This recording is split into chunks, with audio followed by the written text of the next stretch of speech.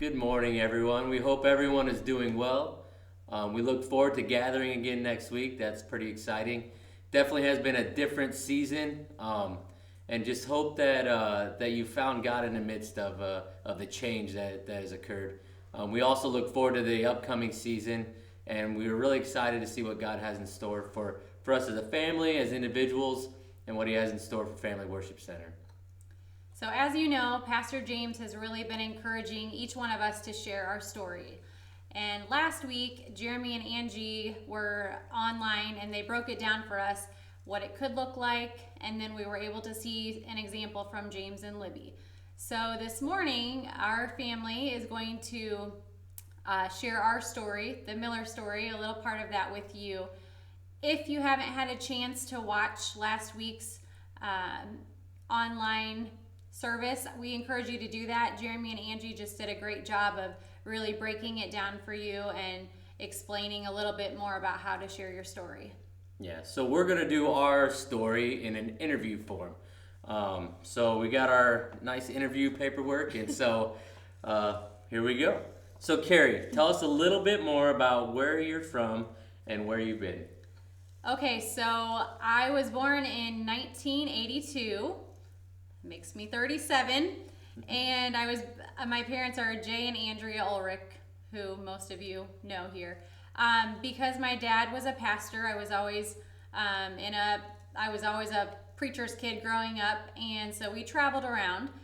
When I was first born, I was born here in Goshen, like I said, but didn't live here very long. We moved to Kansas City, Kansas, and were there just for a little while until we moved to Heston, Kansas, where my dad attended Heston College in preparation for pastoral ministry. And so I attended preschool there, and then after his college was done, we had moved then to Henry, Illinois, where he helped to plant a church, and we lived there pretty much through my elementary. Finally, in between 6th and 7th grade, we moved to Centerville, Michigan, where again my dad and mom helped to plant a church there, Firm Foundation Ministries. And so I was able to live with them all through high school, obviously. I actually attended a community college there in my hometown of Centerville, so I stayed with them for 2 extra years outside of high school. After those 2 years, I transferred to Bethel, where I went for elementary education. And while I was there, I lived with my Aunt Judy here in Goshen because I had gotten a job student teaching here in Goshen, so I just lived with her. And then I ended up getting a job here in Goshen and at Concord Schools, and I still work there. Been teaching kindergarten now for 15 years. So Jeremy, now that I've shared my past, why don't you share a little bit about your past? So I was born in 1983 here in Goshen, Indiana, to Galen and Cheryl Miller. And yes, that makes her older than me, just for the record. Not by much, but a little bit. I have 2 older sisters. You all know Angie, lives here in Goshen. And then I have a sister, Amy, that lives in North Carolina. When I was 1, our family actually moved out to Southern California. My dad raised veal calves. We spent about 3 years out there until we moved back to Goshen. So I pretty much lived in Goshen the majority of my life up until I graduated high school. So once I graduated high school, I chose to attend the University of Indiana Wesleyan with my best friend Anthony. After our first year, we were at a church event where a man named Alec Griffith came from England. And he shared, and there was just a connection that was made that night. And so kind of through the next few weeks, me and Anthony decided that we wanted to spend the next year in Oxford, England at King's Bible College, where Alec was the pastor. And so that was a great year for us there. And then after we came back from England, I lived in Goshen for a few years, and then at that point my parents moved out to Chandler, Arizona. So I followed them out to Arizona, which was a really neat time of being able to spend the last year and a half with my grandfather before he passed away, and even spending time with my grandma. And so that was a great time. But After my grandpa passed away, there was a little lady that lived here in Goshen that I'd kind of wanted to spend a little bit more time with. So at that point, I chose to move back to Goshen so that way I could be closer to her and spend some time. And we'll hear a little bit more about that later. So now that we both shared a little bit about our past, Carrie, what would be some things that you would consider your interests or your hobbies? So, even as a little girl, I always was passionate about worship music. I loved hearing it. It probably helped that my mom was a worship leader, but I always pretended that I was a worship leader. I liked just picking out songs on the piano and just trying to learn them by ear. I still just really enjoy listening to worship music and singing along. I love hot weather. I love the sun. I love the beach. I love iced coffee. That can be in the summer or winter. I just love iced coffee. I used to really enjoy running. I did that quite a bit from high school on. Have not done that near as much or hardly at all since the kids have been born. I'm really passionate about the natural health. I really love learning about ways to heal our body naturally, like with essential oils and homeopathics. I just love learning more about that. And I love bargain hunting. There's just something about garage sales and thrift stores and just finding things at a good price that really, I find pleasure in doing that. So those are just things about me that are my interests. Jeremy, what are some things that you enjoy doing? So for me, sports as a little boy, I love sports. I love playing them. I love watching them. Anything to do with sports, and it was in that time where my love for Notre Dame football really started to blossom, and unfortunately and fortunately at times I still have that addiction to Notre Dame football. I also enjoy campfires. I love mild weather. I don't like extreme hot. I don't like extreme cold. So I always tell Carrie that the times when it's 70 during the day and 50 in the evenings, that's kind of when I come to life. I love the campfires. I love working in the yard. I love being outside, especially when the weather is a mild condition. I enjoy doing home projects as far as remodeling things and doing little additions to a fault at times, to where at times I have to just back off and not do quite as many and not spend so much time doing, but definitely something I enjoy. One that you may not know is that we have a love for coffee in our family, but I also a few years back started roasting my own coffee, so getting the green coffee bean and actually bought some roasters and roasting it, and I really enjoy that process, not just the coffee but the process of doing it. And lastly would be music, as you all I'm sure know, but love for music, love to sing, love to hear, just love music. So moving on, Carrie, are there any key events in your life that help shape you? So as I was thinking about this question, I could think of a few different circumstances in my life that were key or pivotal changes in my life, but the one that really sticks out to me was it was after my freshman year in college. I was still living at home. I was attending church at our Firm Foundation in Centerville, and I had heard about the Mexico mission trip that was happening here with the church here at Goshen and Family Worship Center, and so I was invited to go along. So I did, with a group of kids from my home church, and we went along with the Family Worship Church. And while I was there, I actually met Jeremy, and we became friends on that trip. So I was introduced to him then. And also I formed a relationship with Earl and Rebecca Robinson, who really helped shape my career path and spiritual journey as well.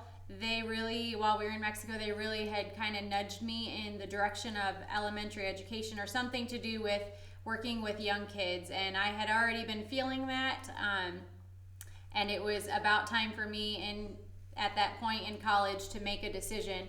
And so it was really good timing on that to just find what I felt like I was called to do. And so it was then that I just chose to go into elementary education, which led me to Bethel. And then it led me actually to do my student teaching with Rebecca, which then in turn gave me a job, which I still have today. So, Jeremy, what about you? What things have shaped you, or what events in your life have?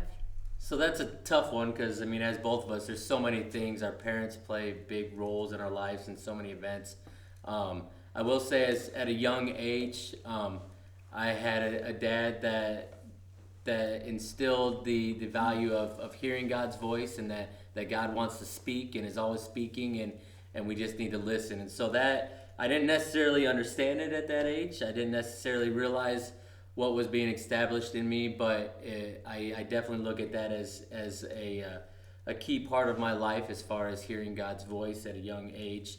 And then in high school, we had a youth group that was led by Earl and Rebecca Robinson, and that was definitely a time where I had a lot of ups and downs, but that was one stable in my life, that there was some awesome foundations laid, getting to know God in intimate ways that regardless of where my path led me, I always kind of kept coming back to that. So that was a very foundational time for me. And then the next big one would have been my time in England. The year that I spent in England was a pretty intense year for a lot of reasons, but it was also a very pivotal year for myself. Was forced to grow up pretty quick, was forced to wrestle with a lot of things. And so that year in England and that relationship with Alad was one of the most influential years of my life. So you did mention something, though. I wanted to circle back around. You mentioned something about us meeting in Mexico. Would you care to elaborate a little bit on how we met? So, like I said, I had never met him before the trip. We became friends on the trip, but not close or anything. After the trip, we kept in somewhat contact. Honestly, we kind of just went our own separate ways. He went to Indiana Wesleyan, as he shared, England, and I went to Bethel, and we kind of just went our own separate ways, kept in a little bit of contact. And so it wasn't until actually 5 or 6 years after the Mexico trip that we actually officially started dating. And it was at that point when he was in Arizona that he decided to move back, and then we started a relationship here in Goshen. We were engaged.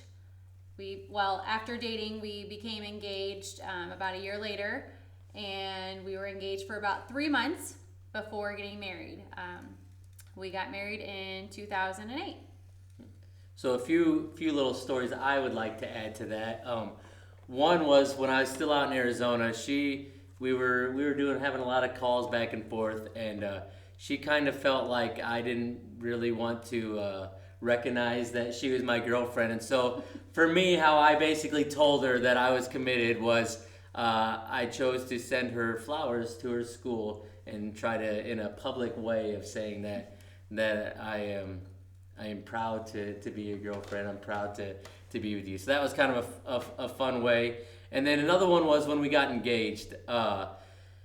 I'm not a good planner, as most of you know. I kind of just wing things. So I have a few good ideas and just say, let's just try it. So I decided I wanted to go to Chicago, and I was going to just figure out where to propose in Chicago. So I secretly told Angie and Jeremy about this plan. So they went to Chicago. They were there in Chicago, and Carrie wasn't aware of it. So they were kind of tailing behind us secretively the whole time, trying to record some stuff. So I had a few ideas, and nothing was quite working out, but it was pretty neat that we did end up on the top of the John Hancock building up into their restaurant area. And I know Carrie's kind of a shy person, doesn't like a lot of attention on her, and so I had a great idea of I wanted to bring as much attention to the situation as I could. So it's up on the top of this large building, the John Hancock in Chicago. It is packed, it's busy, the sun is setting, we have the perfect seat, and I stand up and real loud, as you guys know how loud I am, I ask for everybody's attention. And sure enough, that place fell dead silent. And then that's when I proposed. And it's funny how our memory of it a little bit. But I specifically remember a guy in the background saying, "Don't do it, don't do it." And but she doesn't necessarily remember it that way. But so I thought that was kind of an interesting, fun story of how we got engaged. So we were married. So after we got married, about 2 years later, we had our first child, Grayson, and then 2 years after that, we had Priya. And so we're gonna have them come on up and just share just a little bit. So Grayson, tell us a little bit about yourself. I'm Grayson, and I'm 10 years old. I'm going into 5th grade, and I love sports. I love almost any type of sports. I love and enjoy listening to music and playing the drums. I love playing outside and doing lots of outdoors. And your PlayStation. Yeah. And he's really good at mowing our lawn. Oh, yes. So Priya, can you share a little bit about yourself? Hi, I'm Priya, and I am 7 years old. I am going into 7th grade, and things I like doing is jumping on trampoline, rollerblading, and gymnastics. Yeah, awesome. So that's our story. So just thank you guys for listening. Hopefully, as Carrie said earlier, hopefully we didn't bore you guys, and hopefully you learned a little bit about us, and it is a little bit interesting. We do look forward to hearing other stories. I know I've enjoyed the ones we heard from James and Libby. Still have the memory of Eckhard sharing his story, and so we look forward to the stories to come. And so have a safe week. Can't wait to see everybody again, and we just pray that God blesses you.